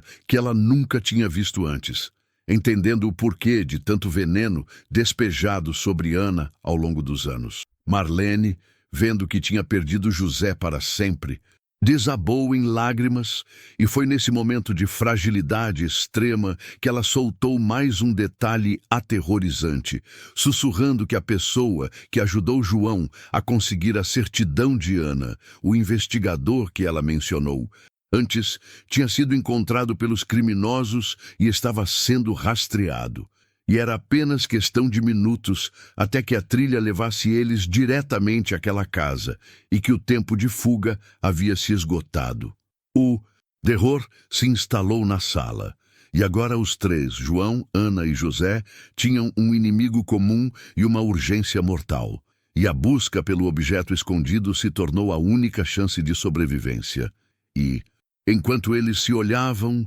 paralisados pela iminência da invasão, um barulho alto e estranho de motor se aproximou rapidamente na estrada de terra que levava à fazenda. E esse som, para Marlene, era a confirmação de que os cobradores haviam chegado E o que eles farão agora para encontrar o segredo de Lúcia, e se eles vão ter tempo de escapar da chacina que está prestes a começar, você só descobre se ficar ligado no próximo bloco do Corações do Passado. Aquele som de motor grave, pesado, quebrando o silêncio pesado da noite, paralisou o ar dentro da sala de estar, transformando o terror psicológico em uma ameaça física e iminente, que podia ser sentida vibrando no chão de madeira da casa antiga. A família inteira virou-se para a janela, embora soubessem que era inútil tentar ver qualquer coisa na escuridão profunda do interior. Mas a certeza da presença maligna lá fora era mais aterrorizante do que qualquer imagem que pudessem ter. O motor cessou com um rangido metálico, um som seco que era o prenúncio da morte, chegando para cobrar uma dívida que não era deles, mas que Lúcia, de alguma forma, havia deixado para Ana. Marlene, com a voz raspando na garganta de tanto berrar, mal conseguia sussurrar que eles haviam chegado, e a súbita calma desesperada dela era mais assustadora que sua histeria anterior, pois ela finalmente aceitava a derrota e o fato de que a mentira que ela cultivou por tanto tempo tinha retornado como um carrasco implacável. E ela olhou para Ana não com ódio, mas com um medo gélido, percebendo que a vida da menina que ela tentou destruir era agora a única barreira entre eles e a execução. José não esperou um segundo sequer, e toda a raiva e confusão que ele sentiu pela revelação de que Ana era sua irmã foi canalizada para um instinto primal de proteção, e ele agarrou a jovem pelo braço, exigindo que João parasse de chorar e dissesse onde raios Lúcia teria escondido aquela coisa. João, pálido e suado, tentou puxar o foco para o que Marlene havia dito sobre o objeto estar escondido em algo que parecia óbvio, algo que Ana sempre teve por perto. E enquanto o pânico o impedia de pensar com clareza, ele começou a vasculhar os armários vazios da sala, procurando por qualquer relíquia esquecida que Lúcia pudesse ter deixado antes de sumir no mundo. O tempo não era medido em minutos, mas em respirações entrecortadas, e a necessidade de achar o segredo era tão urgente quanto o bater de seu próprio coração, porque a vida de todos dependia daquele achado. A própria Ana, ainda tentando absorver a bomba de que a mulher que ela amava e que a havia abandonado era sua mãe de verdade, e que o homem que ela servia era seu pai, começou a revirar sua própria memória, buscando um objeto que fosse especial o suficiente para ser um esconderijo e que, ao mesmo tempo, fosse trivial o bastante para Marlene nunca ter se incomodado em inspecionar. Ela tinha poucos pertences, a vida inteira se resumiu a uniformes gastos e um colchão fino. Mas havia algo, um presente antigo, algo que ela mantinha por obrigação e não por afeto. O foco de Ana pousou no canto do quarto que dividia com a despensa, onde, em cima de uma prateleira empoeirada, repousava uma boneca de pano antiga, desbotada e feia, um brinquedo que Lúcia havia costurado para ela quando criança e que a jovem guardou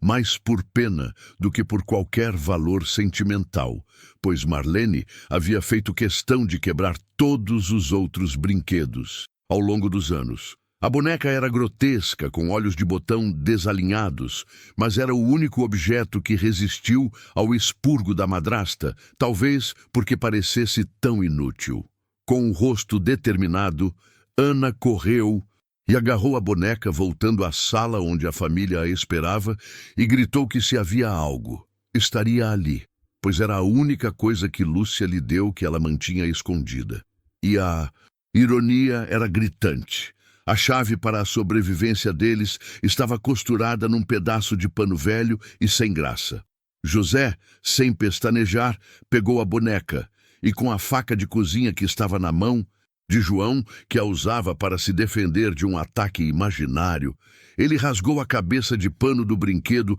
com uma ferocidade desesperada. O som do tecido se abrindo foi o único ruído além da respiração ofegante deles, e a expectativa pairou. tensa e quase insuportável, enquanto José enfiava a mão no enchimento macio, esperando encontrar diamantes, dinheiro, um documento, qualquer coisa que pudesse salvar suas vidas da ameaça, que estava agora inegavelmente caminhando em direção à casa. Enquanto José mexia no enchimento, um barulho inconfundível se fez ouvir do lado de fora. Passos pesados e botas secas pisando no cascalho da varanda. E vozes baixas, masculinas e frias, que falavam um português carregado de sotaque do sul, mas que eram inegavelmente predatórias. Eles estavam na porta e o tempo havia acabado. O pânico triplicou quando José retirou a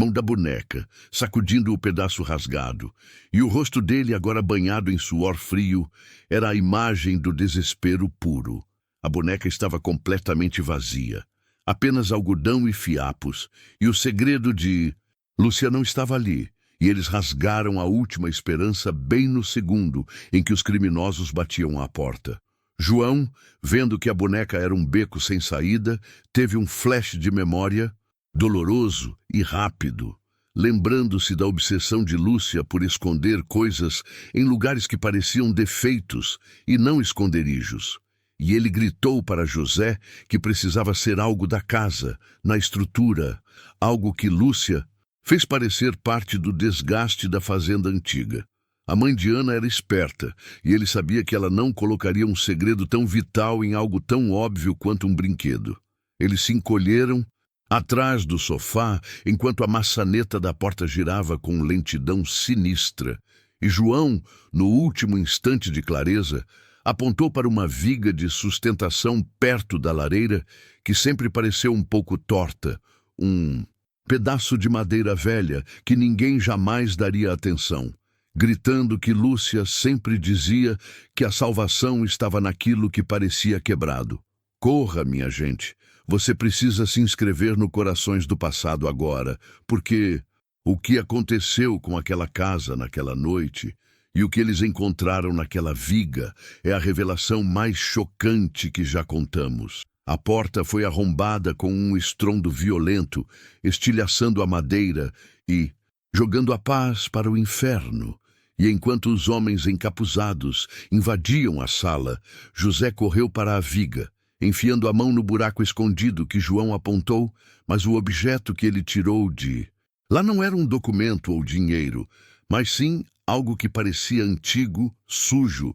e feito de metal pesado, e que brilhou com uma luz fria e perigosa na penumbra. E esse objeto era a chave, não de um cofre, mas de uma verdade muito mais mortal. Fique para o próximo bloco, porque o que esse objeto revela é que Lúcia era muito mais do que João, e Ana sequer sonhavam. O ar da sala virou chumbo, denso e frio, no exato momento em que os invasores cruzaram o limiar arrombado da porta. E para João, Ana e José, escondidos atrás daquele sofá velho e puído, o mundo se resumiu ao cheiro de pólvora e couro, e o som seco das botas dentro de sua casa, que agora parecia um campo de execução. José, com o rosto pálido e os olhos arregalados, apertava o objeto metálico que acabara de arrancar da viga. Uma peça pesada e escura, gravada com símbolos estranhos que pareciam pertencer a uma era esquecida,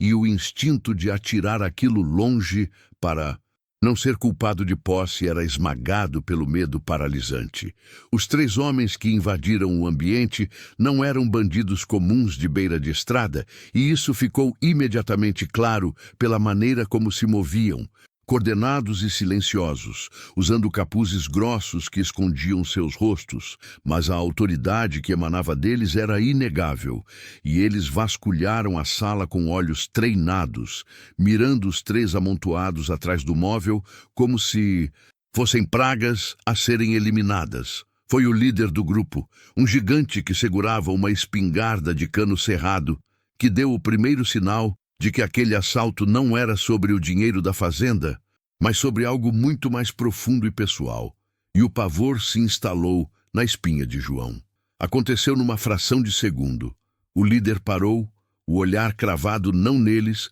mas no pedaço de metal, que José tinha na mão trêmula, e o silêncio que se seguiu foi ensurdecedor, quebrado apenas pela respiração pesada de José, que parecia prestes a vomitar. A postura do homem se alterou drasticamente, o ombro relaxando de maneira quase imperceptível, mas o olhar fixo transmitia uma mistura perturbadora de surpresa e reverência, como se aquele objeto sujo e antigo fosse, na verdade, uma relíquia sagrada ou uma bandeira inimiga. João, vendo que a arma não estava mais totalmente apontada para eles, tentou sussurrar para José que se livrasse daquilo, mas sua voz não passou de um engasgo miserável, pois ele sentiu que a peça metálica que haviam encontrado não era a solução, mas sim a isca que atraía a verdadeira tragédia. Ana se encolheu,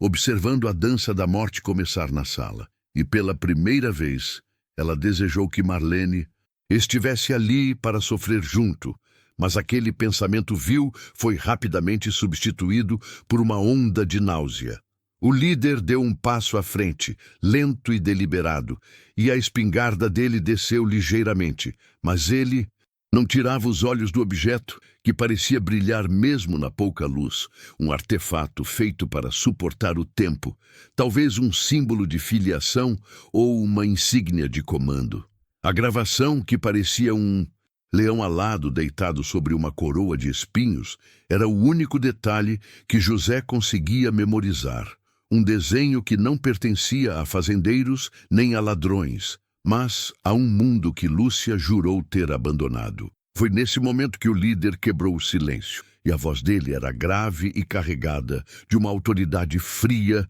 que não necessitava de gritos, e ele falou não com raiva, mas com uma certeza terrível, e o que ele disse congelou o sangue de todos. Onde ela está, José? Onde está a general? Pensei que nunca mais veríamos o símbolo do leão no chão de novo. General. A palavra ecoou na mente de João como um trovão, e o apelido general era uma bofetada na cara de tudo o que eles pensavam saber sobre Lúcia, a mulher que costurava bonecas feias. José balbuciou, completamente perdido, que Lúcia era apenas uma mulher simples, uma esposa de fazenda que sumiu, insistindo que eles estavam enganados e que aquele pedaço de metal era lixo. O homem, o general, riu, e o som era seco e cruel, uma cacofonia de desprezo que mostrava o quão patética era a tentativa de negação de José. E com a ponta da bota, ele chutou uma cadeira para o lado, exigindo a verdade que a insígnia acabara de expor. O invasor explicou, com uma paciência macabra, que aquele objeto era o brasão da Casa 7, uma organização de elite que protegia segredos ancestrais, e que Lúcia não era apenas membro, mas a líder, a única general viva, e que ela havia fugido levando consigo o único item que eles precisavam para selar o poder da Casa 7 para sempre, algo que valia mais que todo o ouro do mundo, e a boneca de pano se tornava de repente uma piada trágica. Ana, olhando para João, sentiu a tontura da revelação. Sua mãe não era a pobre, criada de Marlene, nem a esposa submissa de José. Lúcia era uma figura de poder colossal, uma guerreira que se escondeu atrás de uma vida de humildade. O ódio de Marlene não era infundado. A madrasta sentia, de alguma forma, o poder latente da rival, mesmo sem entender a dimensão da ameaça. A confrontação parou de ser uma invasão e se tornou uma inquisição. Os homens não queriam a fazenda. Eles queriam o que Lúcia roubara, o verdadeiro tesouro, e a insígnia que José segurava era a prova de que ele estava envolvido, fosse por ignorância ou cumplicidade. Eles precisavam saber onde estava o item que a general escondera. Eles apertaram o cerco e o líder apontou a espingarda diretamente para a testa de João, exigindo que ele revelasse o paradeiro do objeto de poder. Lembrem-se de se inscrever no Corações do Passado para não perder a conclusão desta tragédia, porque o que João fez em seguida, sob a mira da arma, foi um ato de coragem desesperada, mas que custou muito caro. O pavor deu lugar a uma clareza gelada na mente de José,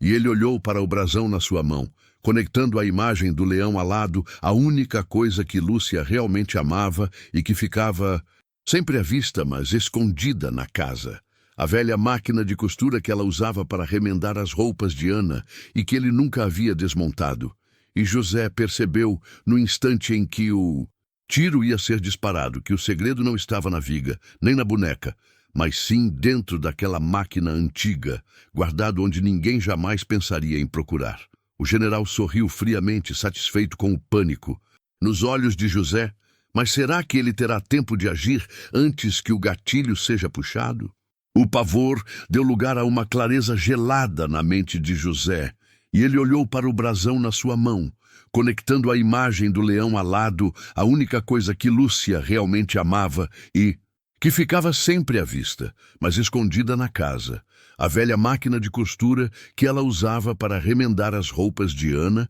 e que ele nunca havia desmontado. E José percebeu, no instante em que o tiro ia ser disparado, que o segredo não estava na viga, nem na boneca, mas sim dentro daquela máquina antiga, guardado onde ninguém jamais pensaria em procurar. O general sorriu friamente, satisfeito com o pânico nos olhos de José, mas será que ele terá tempo de agir antes que o gatilho seja puxado? O tempo, que já estava distorcido pelo terror, parou de vez. E José agiu por puro instinto paterno, gritando uma única palavra, rouca e desesperada, que fez o general hesitar por um milésimo de segundo e desviar o cano da arma do rosto de João. A máquina! Ele repetiu, ofegante. O suor escorrendo por suas têmporas, a máquina de costura. É lá que o tesouro está. Ela não confiaria em outro lugar, e eu sei disso porque eu fui o marido tolo dela.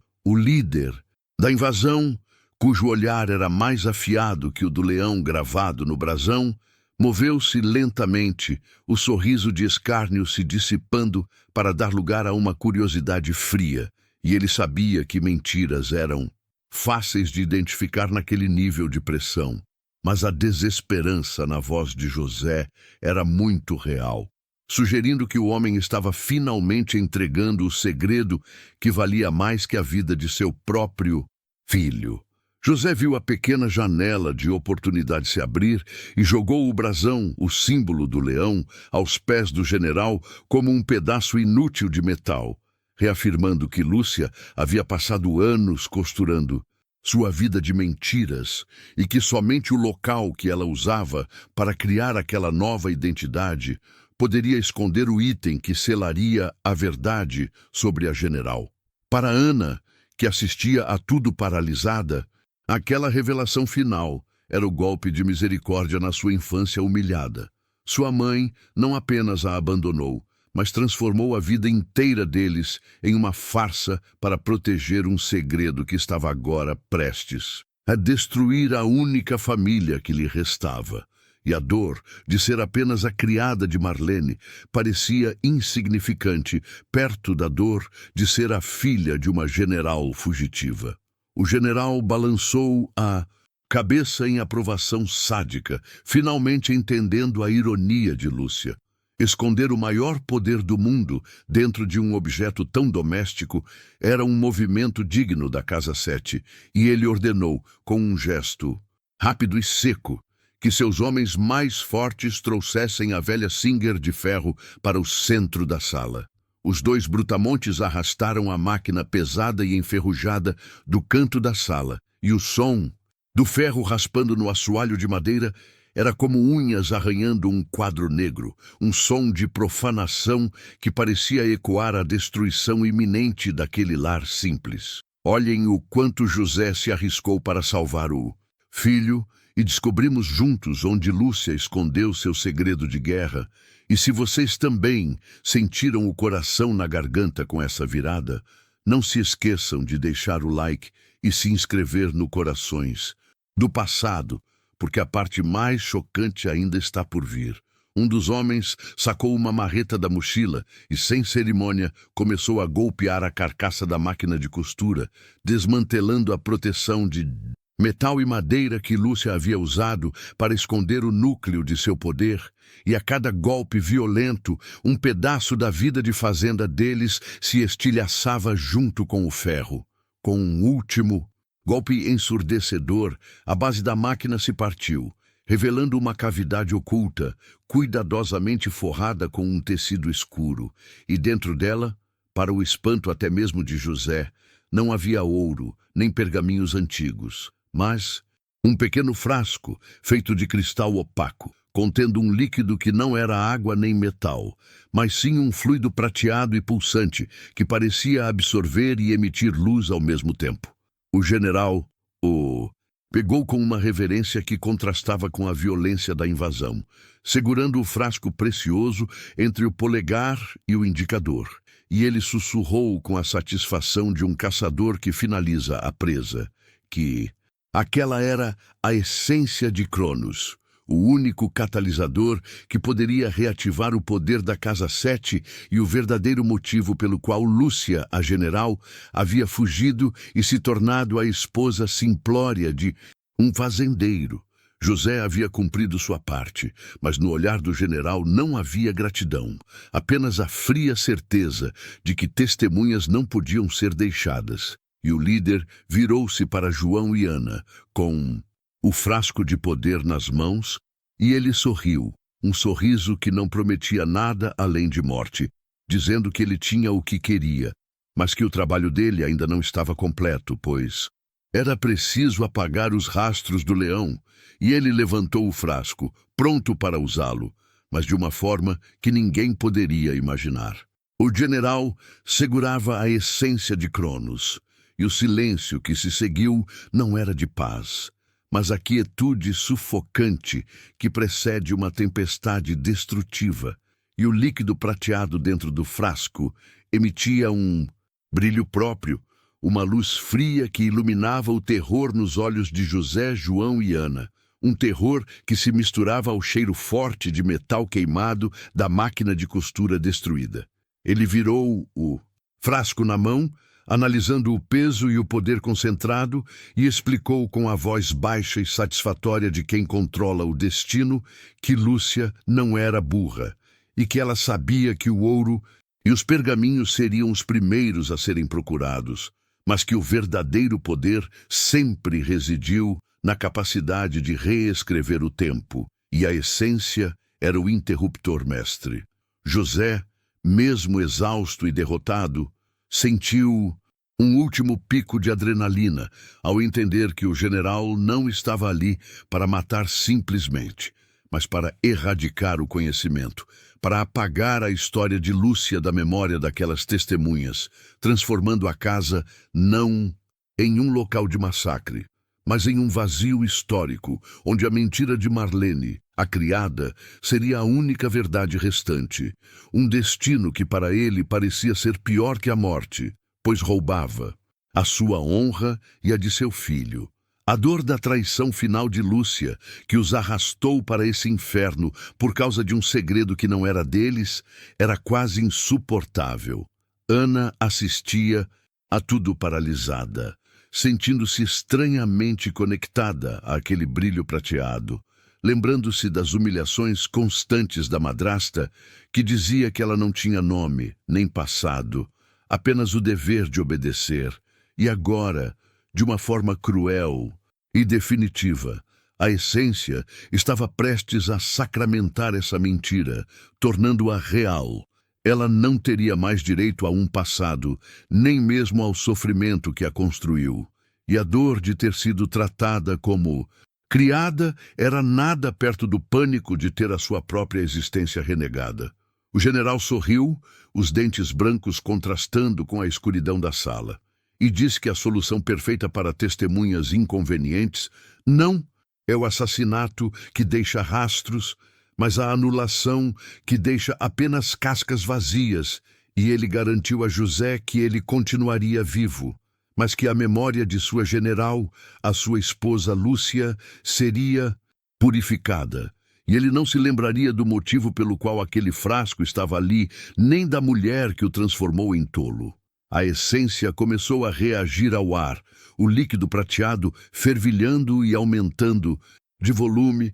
e um som baixo, quase um zumbido de alta frequência, começou a vibrar pela sala. E o cheiro de ozônio, como após um raio, preencheu o ambiente, fazendo com que o ar se tornasse denso e pesado, e os músculos de Ana travaram, enquanto seus olhos fixavam o general que estava elevando o frasco acima da cabeça. João, que até então estava em choque pela revelação da mãe e pela violência dos invasores, recuperou um fio de coragem desesperada e soltou um grito rouco, tentando se jogar na direção do pai, mas foi impedido por um dos brutamontes do general, que o segurou pelo pescoço com uma força que o fez tossir. E João viu o general erguer o frasco, sabendo que aquele era o último segundo de lucidez que teriam juntos. O general se concentrou em José, o alvo principal, o homem que traiu Lúcia e que, portanto, merecia a punição mais profunda,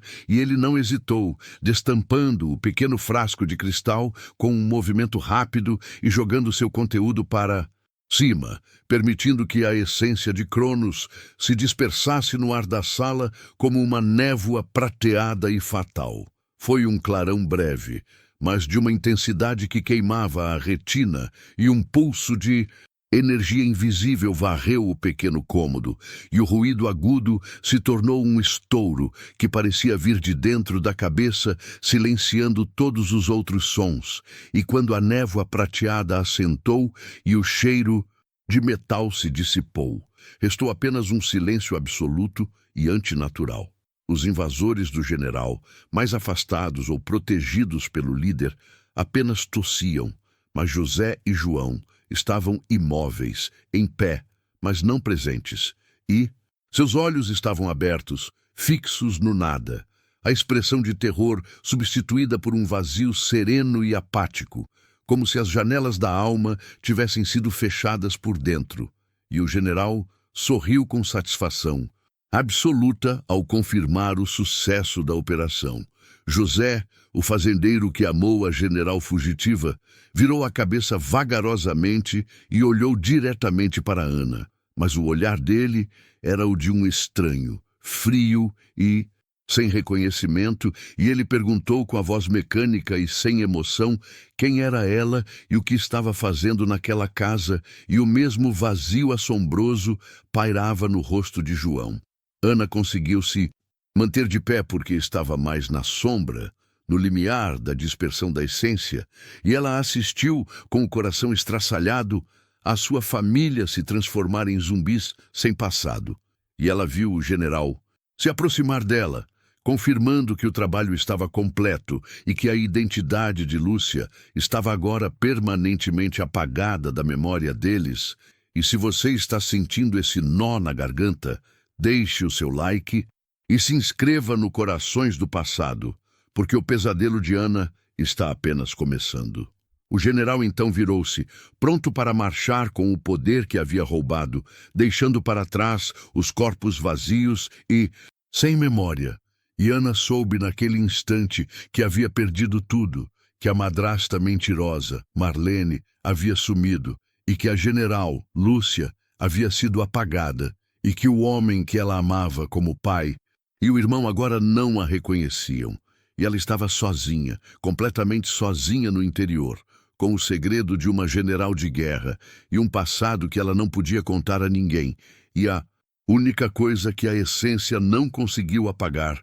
foi o ódio ardente que ela sentia pela mãe que a abandonou para essa miséria. O general virou-se, mas antes de atravessar a porta arrombada, ele parou, o olhar frio e calculista fixado em Ana, e ele não precisou erguer a voz para que o peso de suas palavras a esmagasse, dizendo que o silêncio é a moeda mais valiosa em tempos de guerra, e que se ela ousasse quebrar esse silêncio, se tentasse sequer sussurrar a identidade de Lúcia, ou tentar reverter o que havia sido feito, ela descobriria que a anulação da memória é um presente comparado à anulação da existência. Ele fez uma pausa dramática, absorvendo o pavor congelado no rosto de Ana, e afirmou que José E João agora eram tabulas rasas, vidas limpas de qualquer traição, e que cabia a ela, a garota que foi poupada por acaso,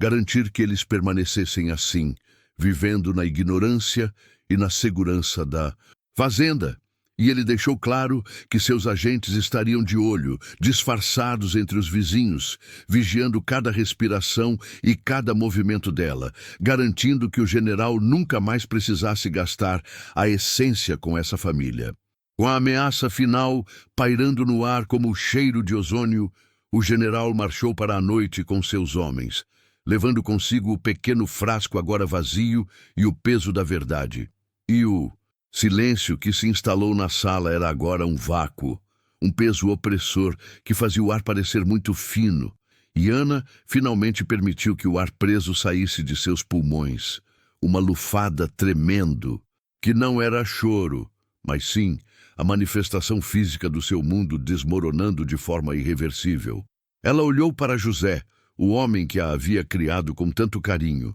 e ele estava parado no centro da sala, a mão roçando a estante de livros, os olhos vazios de qualquer afeto, e ele franziu a testa, perguntando se aquela mobília era antiga ou nova, e se a dona da casa estava por perto. E naquele momento cruel, Ana percebeu que a essência de Cronos não era um veneno que matava, mas um ácido que apagava o rascunho da história, deixando apenas a folha em branco. E ela soube que a luta não era mais para fugir, mas para reconstruir dois fantasmas. A dor de ver João era ainda mais aguda, porque ele era seu companheiro, seu irmão, e quando ela se aproximou, estendendo a mão instintivamente para tocar o braço dele, João se encolheu levemente, o rosto contorcido em confusão e uma pitada de medo, e ele perguntou quem ela era e por que estava invadindo a casa dele, e o toque de estranheza no corpo que ela conhecia desde o berço rasgou o último vestígio de esperança que ela guardava de que o efeito seria temporário. Ana precisava agir imediatamente, a mente correndo a mil, porque o general havia deixado estragos que precisavam ser escondidos antes que o sol nascesse. E ela começou a empurrar a porta arrombada, ajeitando os móveis tombados, limpando o pó metálico que ainda pairava no ar, tudo isso enquanto José e João a observavam com a apatia de quem assiste a um inseto trabalhar, completamente desinteressados em ajudá-la ou em questionar o que havia acontecido. Enquanto arrastava um tapete, Ana sentiu uma onda de ódio frio e venenoso subir pela garganta, não mais direcionado ao general, mas a Lúcia, a general fugitiva que a havia concebido e depois a abandonado para essa miséria, e ela questionou silenciosamente por que Lúcia não havia levado consigo a tal essência de Cronos, porque ela havia permitido que essa arma fosse usada para apagar as pessoas que mais a amaram, e essa fúria se tornou o combustível que a impediu de desabar em lágrimas. Ela limpava e organizava, mas a verdade era que a casa estava irreconhecível, não pelos danos materiais, mas pela ausência de alma. E era justamente quando ela pensava em desistir, em simplesmente fugir e deixar aqueles dois estranhos vazios para trás, que a imagem da arrogância do general voltava, e ela entendia que se ele vencesse, se ele apagasse a vida da general Lúcia de forma tão completa, a memória dela morreria para sempre. E Ana não podia permitir isso, não por amor à mãe, mas por pura teimosia e vingança. Se você está sentindo a angústia de Ana, presa em uma fazenda com dois zumbis amnésicos e a ameaça de um exército invisível, pare agora e se inscreva no Corações do Passado. Por quê? A partir daqui, cada passo de Ana será uma armadilha, e ela começou a planejar a primeira grande mentira daquela nova vida, pois precisava justificar sua presença na casa e a relação com os dois homens. E ela não podia dizer a verdade. Com um nó na garganta, ela se virou para José e, com a voz surpreendentemente firme, iniciou a emomentação, explicando que era uma prima distante de Lúcia, enviada para ajudar na fazenda por ordens da própria Marlene, a madrasta, que agora estava convenientemente desaparecida e que ela havia chegado naquele instante, encontrando a casa estranhamente desorganizada.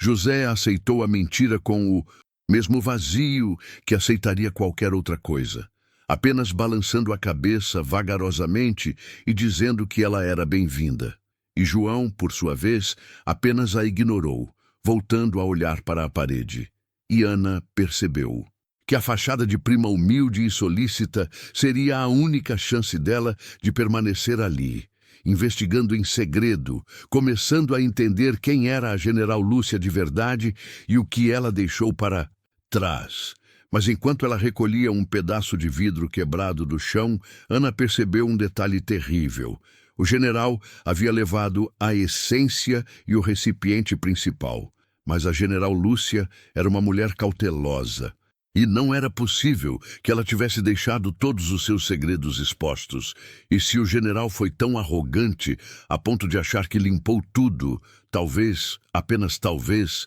em algum lugar escondido na fazenda, existisse uma segunda chance, um pequeno frasco, uma nota de pesquisa, algo que ele desconsiderou. E Ana olhou para a vasta e escura casa, sentindo que a caça à verdade estava apenas começando e que talvez o antídoto para Cronos estivesse em algum lugar onde a memória da general ainda palpitava em segredo. O cheiro de mofo e desolação daquele antigo escritório de Lúcia era quase palpável. E Ana começou a tatear as bordas dos móveis, os dedos deslizando sobre a madeira rachada, procurando por qualquer irregularidade, qualquer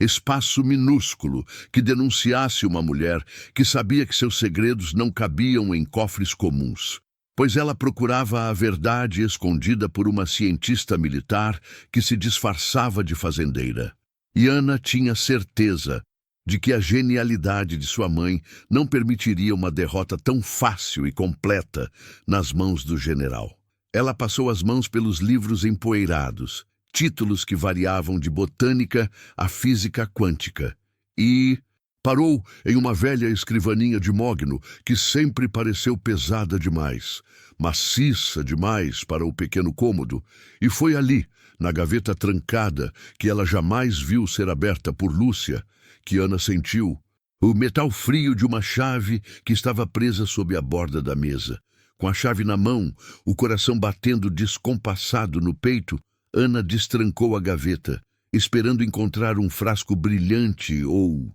uma arma exótica, mas encontrou apenas um caderno de capa dura, envelhecido e amarelado, um diário que parecia ter sido jogado ali sem cerimônia, e quando ela o abriu, sentiu o cheiro forte de essência, de Cronos, que havia impregnado as páginas, e ali não estavam receitas ou códigos de guerra, mas a caligrafia elegante e urgente de Lúcia, descrevendo anos de experimentos fracassados, de tentativas desesperadas de criar uma forma de proteção absoluta contra a extinção da memória, contra o tempo. Enquanto lia, sentada no chão frio, Ana descobriu que a essência de Cronos era originalmente uma tentativa de prolongar a memória, de torná-la indestrutível e não de apagar, e que os experimentos exigiam um DNA específico, uma compatibilidade genética quase impossível de ser encontrada,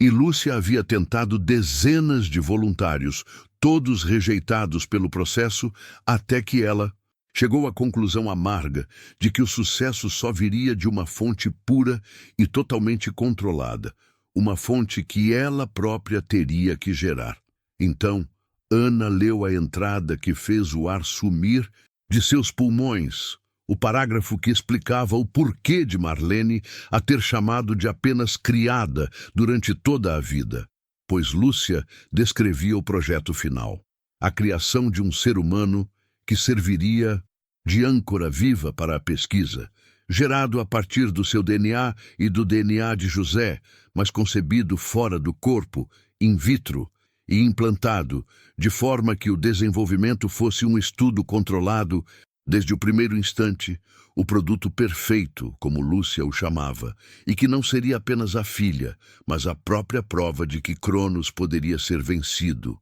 a portadora silenciosa do antídoto. A crueldade de Marlene, que parecia motivada por ciúmes e ganância, ganhou um novo nível de horror científico. Ela não estava apenas tentando diminuir uma enteada, ela estava distorcendo a verdade biológica para humilhar o objeto de uma experiência, transformando o termo técnico criação no insulto emocional apenas criada, garantindo que Ana jamais reivindicasse seu verdadeiro valor ou poder dentro daquela casa. E a madrasta sabia de tudo, usou a ciência para apagar a identidade de Ana, muito antes que o general usasse a mesma ciência para apagar a memória de José e João. Uma fúria fria, mais potente que qualquer tristeza, tomou conta de Ana e ela entendeu que o ódio de Marlene era o medo do gênio de Lúcia, materializado em um corpo que ela não podia controlar. E essa raiva se transformou em foco, obrigando-a a continuar lendo, pois o diário ainda tinha uma última página, escrita às pressas, descrevendo que o antídoto para a amnésia de Cronos não era um líquido ou um pó, mas uma frequência específica, um padrão de som que atuaria como uma chave vibracional para destravar as memórias seladas. Se você está sentindo esse choque de Ana, entendendo que a humilhação do título não era sobre afeto, mas sobre ciência, a ficha tem que cair agora para você se inscrever no Corações do Passado e garantir que você não perca nem um segundo do desfecho dessa história de vingança e redescoberta, porque o antídoto estava guardado no lugar mais seguro possível, um código vibratório escondido no único lugar onde o general jamais procuraria: a memória afetiva. Lúcia revelava no diário que o antídoto estava codificado em uma simples melodia, uma canção de ninar que ela sempre cantava para Ana quando ela era bebê, a mesma canção que Marlene proibia Ana de cantar ou até mesmo de murmurar na fazenda, alegando que era música de gente doida. E a general, Lúcia, a mãe cientista, havia plantado a cura no inconsciente de sua filha, esperando que, um dia, Ana lembrasse daquele som e o usasse para reverter o dano.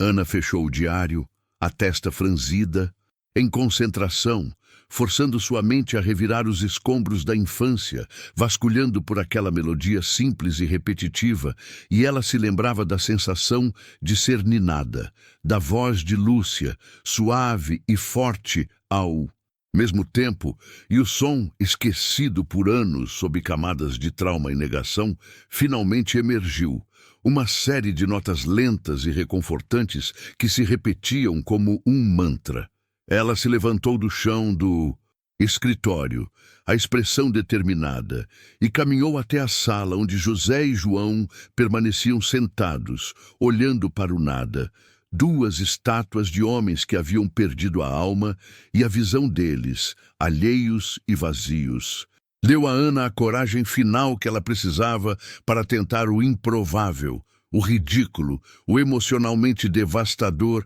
sabendo que se falhasse, eles permaneceriam perdidos para sempre. Parada diante de seus dois homens amnésicos, Ana começou a cantar, não com a voz poderosa de uma general, mas com a suavidade trêmula da criança que ela foi, repetindo a melodia da canção de ninar, uma frequência pura e carregada de amor e ciência. E enquanto a melodia preenchia o vazio da sala, o efeito foi instantâneo, os olhos de José e João se arregalaram, um tremor percorreu seus corpos, e o silêncio apático foi substituído por um gemido de dor, a dor da memória retornando em cascata. O rosto de João, o irmão que a tratou como estranha, se contorceu em confusão e reconhecimento, e José, o pai que a tinha em casa, mas que não a reconhecia, levou as mãos à cabeça e, em meio às lágrimas que escorriam pelo rosto, ele chamou,